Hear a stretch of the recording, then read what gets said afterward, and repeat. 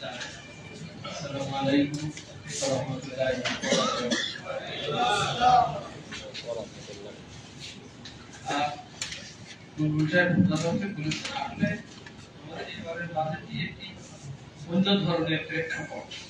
অন্য ধরনের বিষয়টা এরকম যে দেশে বাজেট দ্বারা আলোচনা করবে আইনত যে সংসদ নাই, বাজেটে যেটা যারা প্রণয়ন করেছেন তারা নিজেরাও এই বাজেট বাস্তবায়ন করার সাথে কতক্ষণ থাকবে সেটাও নিশ্চিত নয়, এবং তারা নিজেরাও এমন কোনো বিশেষ দর্শন বা লক্ষ্য নিয়ে করার বিষয় নয়, কারণ তারা একটি অন্তর্বর্তীকালীন সরকার।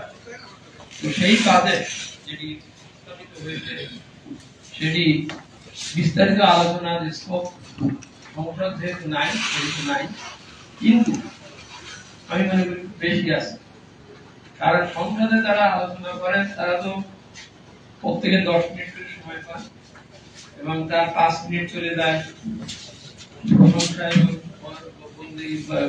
ইত্যাদিতে বয়ানে, বাকিটা 5 মিনিট হয়তো বলেন আমার ফেনীতে একটা ব্রিজ হওয়ার কথা ছিল কতদূর হয়েছে কিনা আলোচনা করছেন, কিন্তু জাতীয় বাজেটের আলোচনা হবে জাতীয় পর্যায়ে নিয়ে, জাতীয় বিষয় নিয়ে, জাতীয় সবকিছু কথা নিয়ে, এই ধরনের আলোচনা এভাবে হয় না, তবুও একটা আনুষ্ঠানিকতা হয় পার্লামেন্টে। এবারের বাজেটটি করা হয়েছে, পার্লামেন্ট নাই, পার্লামেন্টে কেউ প্রশ্ন করবে না, এবং এরা আলোচনা আগেও করেছেন জনগণের সাথে। জনগণ মানে ওই থিঙ্ক ট্যাঙ্ক, ওই শীতাতপ নিয়ন্ত্রিত পক্ষে বসে যথার্থ কথাই যে আম জনতার সাথে কোনো আলোচনা আগে হয় না, এবং আম জনতা আলোচনা করার সুযোগও পায় না। তারা ওই 60-66 মাঝে মাঝে কৃষকের বাজেট একটা করতে পারতেন বা তাও করতে পারতেন, কোনো কথা কারোর সাথে কথার মিল নাই, বাজেট করা হয়ে গেছে। এখন খুব প্রচন্ড সুযোগ আছে, 2 তারিখে বাজেট পেশ থেকে 29 বা 30 তারিখে পাশ হওয়া পর্যন্ত সমগ্র জনগণের পক্ষে সকল সংগঠন এবং প্রতিষ্ঠানের কথা বলার একটা নৈতিক দায়িত্ব আছে। খুব ভালো লাগলো যে আমাদের রাজনৈতিক দলগুলো তারাও বিভিন্ন ফোরামে নানানভাবে এই বাজেটের উপরে তাদের মতামত রাখছেন, খুব সুন্দর কথা বলছেন, এটা বলা উচিত। কারণ এই অর্থনীতি আমাদের সকলের, এই অর্থনীতি ওই অর্থ মন্ত্রণালয় বা যারা বাজেট তৈরি করে তাদের না, এই অর্থনীতি এবং সকলের কথা বলার, সকলের চিন্তা ভাবনার প্রকাশ ঘটার সুযোগ থাকা উচিত, এবং সেটাই করা হচ্ছে। আমি যতটুকু জানি এই যে বিভিন্ন সেমিনার আলোচনা যাগুলো হচ্ছে সেগুলোর সামানাইজ সরকারের কাছে সেটা পৌঁছানো হচ্ছে বা পৌঁছাবে। আমি এখানে মিডিয়ার ভূমিকাকে গুরুত্বপূর্ণ মনে করি, তারা বাজারের পর্যালোচনাগুলো সকলের যেখানে যেটি করছে সেটা তুলে ধরবে এবং সেটা তাদের কাছে যাবে নিশ্চয়ই, এবং অবশ্যই আমি মনে করি 29 তারিখ বা 30 তারিখে বাজারে পাস হওয়া আগ পর্যন্ত যদি কারো কোনো ভালো সাজেশন আসে, বক্তব্য আসে, সেটা দেখা উচিত, এবং তাহলেই এটি একটি সর্বজনীন সকলের জন্য একটি পুষ্টিকর বাজেট হতে পারে। এখন কথা যদি কেউ না শোনেন আর না শোনার যদি পরিবেশ সৃষ্টি হয় বা দেখা হয়, তাহলে সেটা হবে দুঃখজনক। আমি মনে করি সেটা যতজনভাবে কর্তৃপক্ষ সেটা নজরে রাখছেন বা সেটা দেখা হবে অন্তত এই বছরটাতে। কারণ আমরা দেখেছি এই বছরের এই বাজেটটার প্রেক্ষাপটটা এরকম যে গত বছর যে বাজেট যারা করেছিলেন তারা করেছিলেন কিন্তু একটি নির্বাচনের বছরের বাজেট করেছিলেন, কারণ তারা জানতেন জানুয়ারিতে ভোট হবে, ভোট হলে দুইটা সরকার, একটা হচ্ছে তৎকালীন যারা ছিলেন জানুয়ারি পর্যন্ত, আর জানুয়ারির পরে যারা আসবেন তারা আরেকটি সরকার। সবসময় অতীতে সবসময় কিন্তু তাই হয়েছে, যে বছর নির্বাচন হয় সেই বছর সাধারণত একটা অরিজিনাল গভর্নমেন্টের বাজেট হয় আর একটা হচ্ছে পরবর্তী গভর্নমেন্টের বাজেট হয়, এবং পরিকল্পনা সেইভাবে হয়। দুঃখের বিষয় বিগত 24 সালের বাজেটটি করার সময় যে সরকার বাজেটটি করেছিলেন তারা এই ধারণাটা মোটেই মাথায় রাখেনি। তারা মনে করেছিলেন তারা নির্দ্বিধায় পাশ করে যাবে এবং এটা তাদের বাজেট।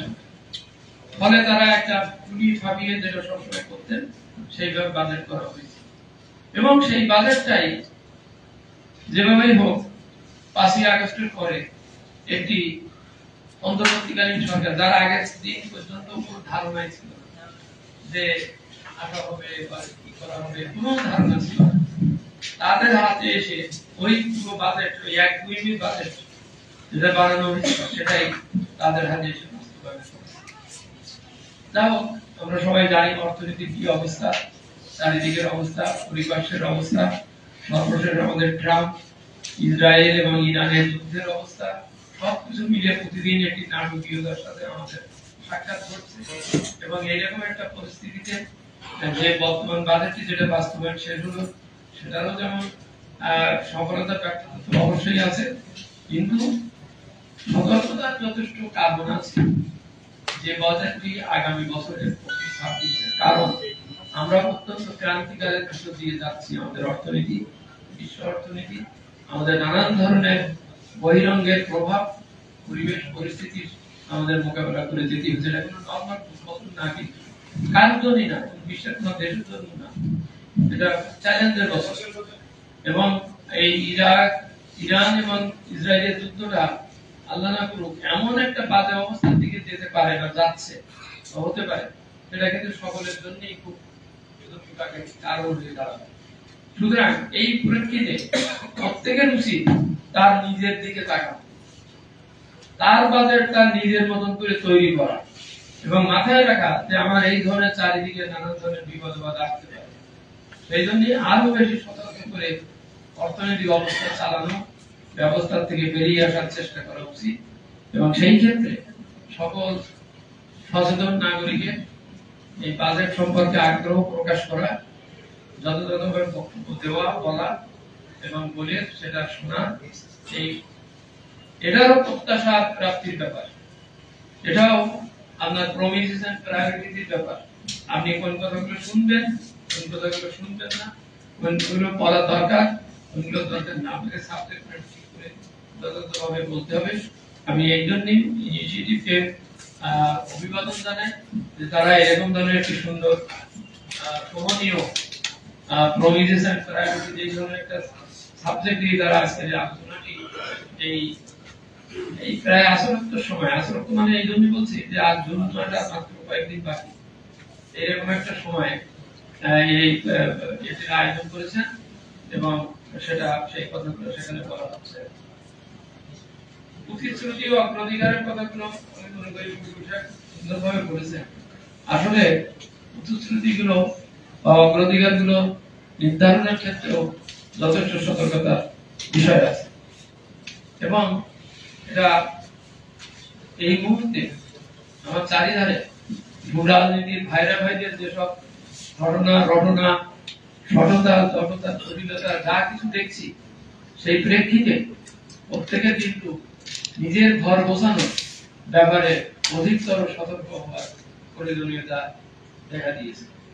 এখন কিন্তু কেউ কাউকে আলাদাভাবে খুব সাহায্য তো করতে পারবে না, মানে যত জটিলতা দেখছি সেই জন্য প্রত্যেকের করতে হবে।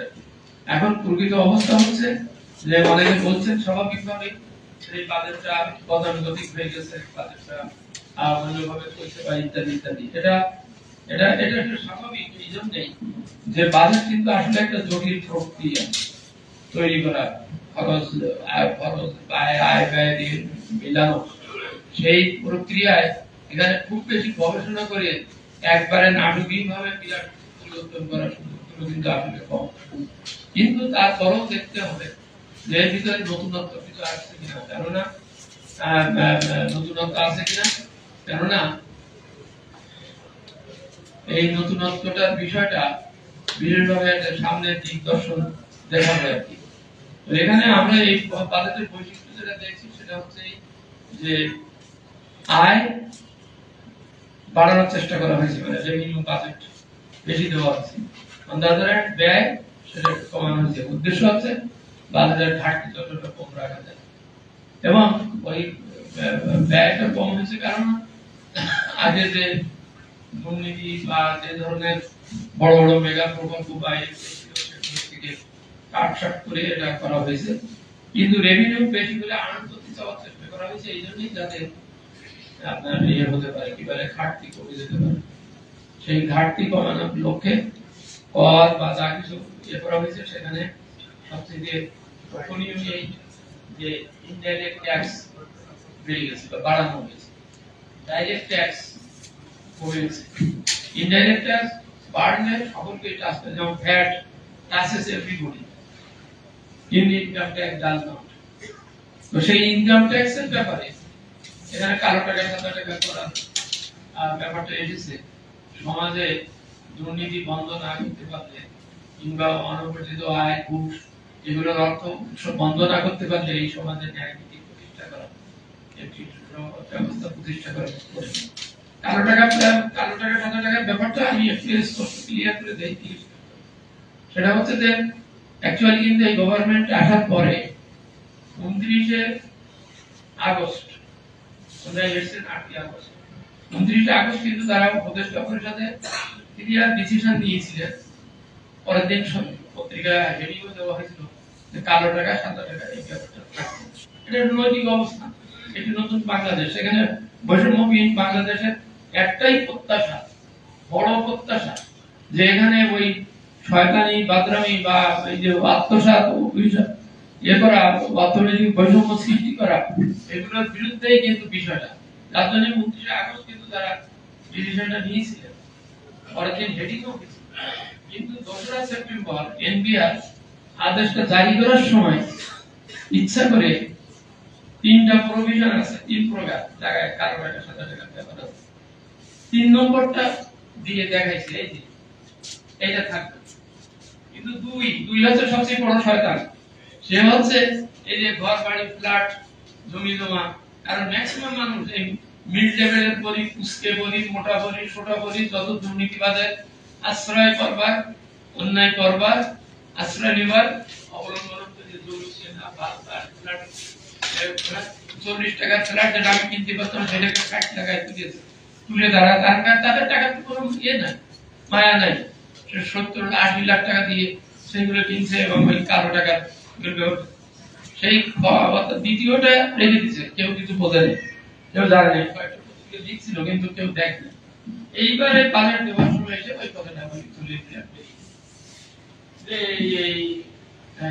এখন আমরা এই কালো টাকা বলছি, কালো টাকা থাকা আমরা সিরিয়াসলি বলেছি, যেটা চিরতরে চলে যাওয়া কোনো নিয়ে বলার দরকার নেই যে আচ্ছা ঠিক আছে আর কিছু দিলে হবে, আমি একটু বেশি করে দিচ্ছি তা দেখছি, কোনো কিছু বলা যাবে না। কারণ আইনের ইন্টারপ্রিটেশন তার হাতে, সেই এটাকে ঘুরিয়ে দিয়ে যারা তাদের উপরে দেখা যাবে যে ওটা চাপিয়ে আইনটা করা হলো হয়তো একদম কালো টাকার মানুষের সুযোগ দেওয়ার জন্য বেশি করে পাওয়া, চাপিয়ে দিয়ে দেখানো হচ্ছে যে আমি ওনার কাছে বেশি করে কর নেবো।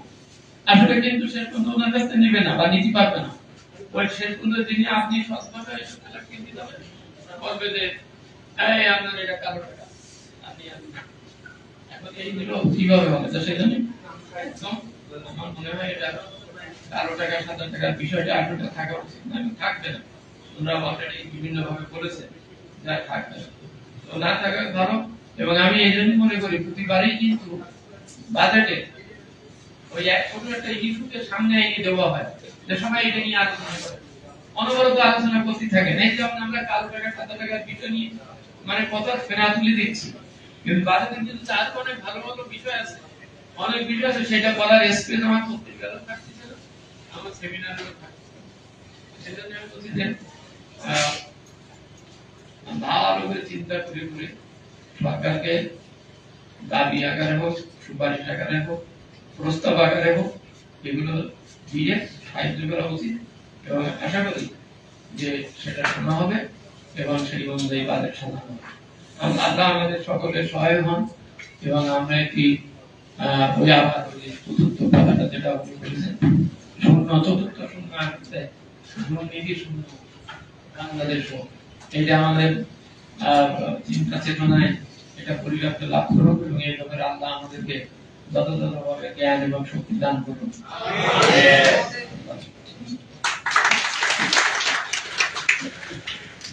অনেক অনেক ধন্যবাদ এবং কৃতজ্ঞতা। আজকে আমাদের এই সেমিনারের প্রধান অতিথি ডক্টর মোহাম্মদ আব্দুল মজিদ চমৎকার করে আমাদের সামনে তার বক্তব্য উপস্থাপন করেছেন। স্যারকে অসংখ্য ধন্যবাদ। আমরা আসরের নামাজ আমাদের সভাপতির বক্তব্যের পরেই করব ইনশাআল্লাহ। আমাদের আজকের এই সেমিনারের একেবারে আমরা শেষ প্রান্তে সভাপতির বক্তব্য নিয়ে আসবেন প্রফেসর ডক্টর মোহাম্মদ আব্দুর রব sir, chairman one initiative research centre model.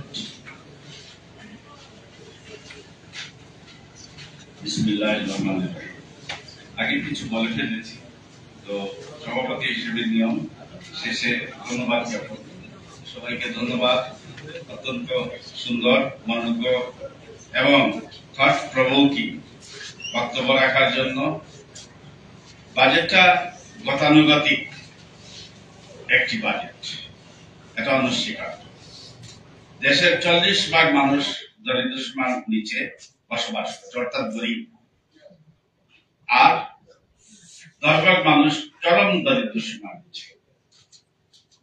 তো এই যে চরম দরিদ্র সীমা এবং গরিব মানুষরা রয়েছে, তারা যদি বেশি উপকৃত না হয় তাহলে বাজেটটা কোনো কাজের বাজেট হবে।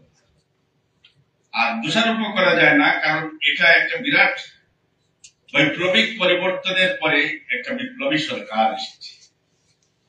তারা দেশকে, জাতিকে ঐক্যবদ্ধ করা এবং এই যে লুণ্ঠন, একটা ফ্যাসিস্ট রেজিমের পরিবর্তনের পরে একটা গণতান্ত্রিক রাস্তায় আমরা উঠেছি।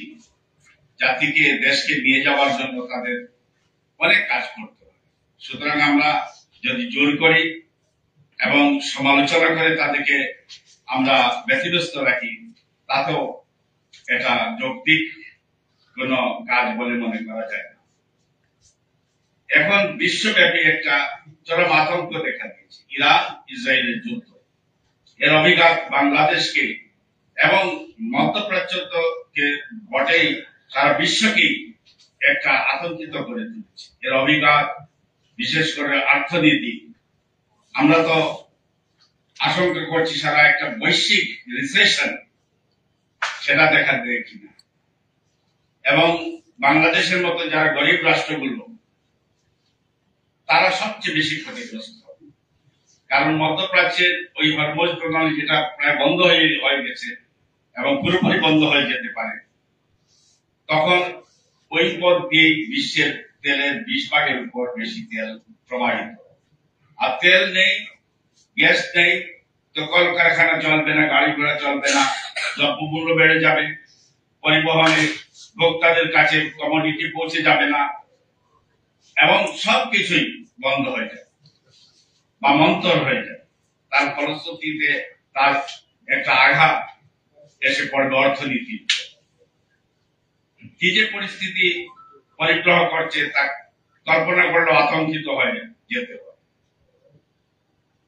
দেশ ও জাতিকে বাঁচাতে অর্থনৈতিক প্রস্তুতি, এই বাজেটের মধ্যে ইরান ইসরায়েল যুদ্ধের যে পরিস্থিতি সেটাকে বিবেচনা নেওয়া একান্ত প্রয়োজন। এর প্রতিফলন এবং গুরুত্ব দিয়ে এগুলোকে বাজেটে বিবেচনা করা, মানে চিন্তা করতে হবে। দেশের দলমত নির্বিশেষে সকল অর্থনীতিবিদ, বিশেষ করে সকল বিশ্ববিদ্যালয় অভিজ্ঞ অর্থনীতি অধ্যাপক বৃন্দ, গবেষণা সংস্থার অর্থনীতির গবেষক বৃন্দ, অর্থ বিষয়ক প্রতিষ্ঠানের লব্ধ প্রতিষ্ঠিত চিন্তক ও টেকনোক্র্যাটদের নিয়ে একটা জাতীয় অর্থনীতি বিষয়ক ফোরাম গঠন করে তাদের মতামত নিয়ে দেশের এই উদ্ভূত পরিস্থিতিতে আমরা কিভাবে উত্তরণ ঘটাতে পারি সে বিষয়ে সরকারকে উদ্যোগ গ্রহণ করতে হবে। আর এখানে একটা খুবই প্রণিধানযোগ্য বিষয় যে 3টা জিদের কথা বলেছেন আমাদের নোবেল লরিয়েট প্রধান উপদেষ্টা, মাননীয় প্রধান উপদেষ্টা ডক্টর ইউনূস সাহেব। তার সাথে যদি আসলে 4th জিরো কনসেপ্ট যোগ না করা হয়, অর্থাৎ করাপশন ফ্রি কান্ট্রি, তাহলে এই 3 করাপশন ফ্রি সিচুয়েশন ক্রিয়েট হবে না। এই জন্য আমাদেরকে চতুর্থ জিরো কনসেপ্ট অর্থাৎ দুর্নীতি মুক্ত দেশ গঠনের জন্য উদ্যোগ নিতে হবে, আর তার সূচনা প্রারম্ভিক উদ্যোগ নিতে হবে আমাদের অর্থনীতিতে, কারণ সব দুর্নীতি অর্থনীতি নির্ভরই হয়ে থাকে। আমাদের যোগাযোগ ব্যবস্থা, আমাদের শিল্পায়ন, নগরায়ন, আধুনিকায়ন, শিক্ষা, স্বাস্থ্য সব বিষয়ে দুর্নীতি মানে এখানে দানা বেঁধে রয়েছে। এই দুর্নীতিকেও উচ্ছেদ করার উদ্যোগ যদি আমরা না নিই, আমাদের ব্যাংকিং সেক্টরকে যদি সুস্থ না করতে পারি, আর দুর্নীতিবাজদেরকে উৎখাত না করতে পারি, চিহ্নিত না করতে পারি, তাহলে কোনো উদ্যোগী কোনো বাজেটই সফল হবে না। আমাদের one initiative research and development প্রতিষ্ঠান এ বিষয় নিয়ে সবসময় কাজ করে, যেহেতু দেশ ও জাতির যে অর্থনৈতিক প্রবৃদ্ধি, মুক্তি, জাতির শিক্ষা এবং আমাদের যেসব সমস্যা রয়েছে সেই সমস্যাগুলোর উপর গভীর চিন্তা ভাবনা করে, গবেষণা করে এবং সেগুলো যথাযথ কর্তৃপক্ষকে আমরা কনসেপ্ট পেপার, থিম পেপার হিসেবে আমরা তা তুলে ধরি। তাছাড়া আমাদের জার্নাল রয়েছে, ওয়ান ইনিশিয়েটিভ রিসার্চ জার্নাল, সেটাও আমাদের জাতির কাছে একটা বিশেষ আশা সঞ্চার করেছে এবং জাতীয় সীমানা ছাড়িয়ে আন্তর্জাতিক পর্যায়েও তা ছড়িয়ে পড়েছে। আশা করব যে ওয়ান ইনিশিয়েটিভ রিসার্চ এন্ড ডেভেলপমেন্টের উদ্যোগগুলো ইনশাআল্লাহ আগামীতে আরো জোরদার হবে এবং সুসম্বন্ধিত ভাবে এটা দেশের প্রয়োজনে কাজে লাগবে। এখানে উপস্থিত হয়েছেন আজকের যে মাননীয় প্রধান অতিথি ডক্টর আমাদের আব্দুল মাজিদ সাহেব, তাকে আমি কৃতজ্ঞতা জানাচ্ছি। উপস্থিত হয়েছেন এখানে আমাদের অত্যন্ত বিজ্ঞ এবং জ্ঞানী সুশিক্ষিত রাজনীতিবিদ জনাব নুরুল ইসলাম বুলবুল সাহেব, তিনি তার অত্যন্ত সুচিন্তিত বক্তব্য দিয়েছেন এবং রাজনীতিবিদদের কাছ থেকে আমরা এরকম গঠনমূলক এবং নতুনত্ব জাতিকে যা আশা আকাঙ্ক্ষা এবং প্রকৃত যে আমাদের সমস্যা সেটাকে চিহ্নিত করার মতো বক্তব্য রাখতে পারেন, আমরা রাজনীতিবিদদের কাছ থেকে এরকমই প্রত্যাশা রাখি। বক্তব্য রেখেছেন আমাদের এই সাংবাদিকদের নেতা জনাব শহীদ সাহেব, তাকে আমি কৃতজ্ঞতা ও ধন্যবাদ জ্ঞাপন করছি। ঢাকা বিশ্ববিদ্যালয় আমাদের বন্ধু এবং তরুণ একাডেমিক প্রফেসর ডক্টর রাফিকুল ইসলাম সাহেব, তিনি অত্যন্ত সুন্দরভাবে অনুষ্ঠান পরিচালনা করেছেন এবং মূল পেপার কিনোটটা উপস্থাপন করেছেন ডক্টর জুলফিকার, তিনি একজন অধ্যাপক, তাকে আমি কৃতজ্ঞতা ধন্যবাদ জ্ঞাপন করছি। এখানে অন্যান্য যারা এই আলোচনা রেখেছেন এবং এই জাতির ক্রান্তি লগ্নে বাজেটের যে ভালো দিক, অগ্রাধিকার, সমস্যা, সেগুলো নানা বিষয়ে তাদের সুচিন্তিত মতামত তুলে ধরেছেন এবং আশা করব সরকারও যেন এই মিডিয়ার মাধ্যমে অবহিত হয়ে তারা যেন যেগুলো গ্রহণযোগ্য, কল্যাণকর, সেগুলো গ্রহণ করতে যেন কার্পণ্য না করে, কুণ্ঠাবোধ না করে। আপনাদের ধৈর্য ধরে এখানে উপস্থিত থেকে আমাদের বক্তব্য শোনার জন্য এবং এই বক্তব্যটা আশা করবো যেন আপনারা ডিসমিনেট করে দেন, সবার মধ্যে ছড়িয়ে দেন, সেই প্রত্যাশা রেখে আপনাদেরকেও কৃতজ্ঞতা এবং ধন্যবাদ জ্ঞাপন করে, সাংবাদিক বন্ধুদের আমার কৃতজ্ঞতা ধন্যবাদ জ্ঞাপন করে আজকের এই সভাপতি বক্তব্য শেষ করছি। আল্লাহ হাফিজ। বাংলাদেশ জিন্দাবাদ। ধন্যবাদ জানাচ্ছি আজকে আমাদের এই সেমিনারের সামনের সভাপতিকে চমৎকার বক্তব্য উপস্থাপনের জন্য। আমরা একেবারে অনুষ্ঠান ক্লোজ করার জন্য ধন্যবাদ জ্ঞাপন আর একটু এক্সটেন্ড করার জন্য আহ্বান করছি ডক্টর আহমদ জুবায়েরকে, সহযোগী অধ্যাপক, বিআইটিএম। আসসালামু আলাইকুম। আসলে আজকের এই সেমিনার আয়োজনের পেছনে যে ব্যাকগ্রাউন্ড কমিটি ছিল, সেই কমিটির একজন সদস্য হিসেবে ধন্যবাদ জ্ঞাপন করতে এসেছি। তো এই সেমিনারের যেসব বিষয়গুলো আপনাদের দৃষ্টিকটু মনে হয়েছে বা অসুন্দর মনে হয়েছে, সেগুলো সবগুলো দায়িত্ব আমরা টিমের পক্ষ থেকে আমাদের নিজেদের অযোগ্যতা, দুর্বলতা এবং ব্যর্থতা হিসেবে নিয়েছি। আর যতটুকু সফলতা ভালো হয়েছে, যতটুকু কার্যকর হয়েছে এবং যতটুকু সামনে আরো কাজে লাগবে, পলিসি লেভেল পর্যন্ত যাবে, সেগুলোর জন্য আমরা আপনাদের সবার প্রতি কৃতজ্ঞতা প্রকাশ করছি। প্রথমেই আজকের অনুষ্ঠানের প্রধান অতিথি, আমরা গত এক সপ্তাহ ধরে ওনার অ্যাপয়েন্টমেন্ট নেওয়ার জন্য চেষ্টা করছিলাম, কিন্তু গতকালকে রাতে প্রথম যখন আমাদের গ্রুপে মেসেজ আসলো যে উনি কনফার্ম করেছেন, আমরা সবাই আলহামদুলিল্লাহ করলাম। তো এই ধরনের একজন ব্যস্ত মানুষ তিনি আমাদের সেমিনারে আজকে সময় মতো উপস্থিত হয়েছেন, এজন্য আমরা প্রথমে ওনার প্রতি ধন্যবাদ এবং কৃতজ্ঞতা জ্ঞাপন করছি। ধন্যবাদ জ্ঞাপন করছি আজকের অনুষ্ঠানের সম্মানিত সভাপতি, ওয়ান ইনিশিয়েটিভের সম্মানিত প্রেসিডেন্ট প্রফেসর ডক্টর আব্দুর রব স্যারের প্রতি। তিনি শুরু থেকে যেভাবে আমাদেরকে গাইড করে এসেছেন, এই প্রতিষ্ঠানকে এই পর্যন্ত নিয়ে এসেছেন, ওনার বুদ্ধিভিত্তিক নেতৃত্ব এই প্রতিষ্ঠানকে আশা করি যে সামনের দিকে আরো এগিয়ে নিয়ে যাবে। একটা ঘোষণা হলো যে আমরা এই বক্তব্যের পরে আমাদের আসরের নামাজের জন্য বিরতি হয়ে যাবে এবং এই সেমিনার শেষ হবে। সবচেয়ে বেশি ধন্যবাদ জ্ঞাপন করতে হবে আমাদের আজকের স্পিকার প্রফেসর জুলফিকার হাসান এবং ওনার টিমে যারা কাজ করেছেন দেশ থেকে, দেশ বিদেশ থেকে, সবাই মিলে একটা সুন্দর পেপার তৈরি করার চেষ্টা করেছেন। মাঝখানে ঈদের বন্ধ ছিল বাজেট পেশ হওয়ার পরে, কিন্তু এই বন্ধের মাঝে অনেক কষ্ট করে পরিশ্রম করে এবং এই কাজগুলোকে সমন্বয় করে একটা ক্লিন পেপার রেডি করা, এটা আসলে একটা চ্যালেঞ্জিং কাজ ছিল।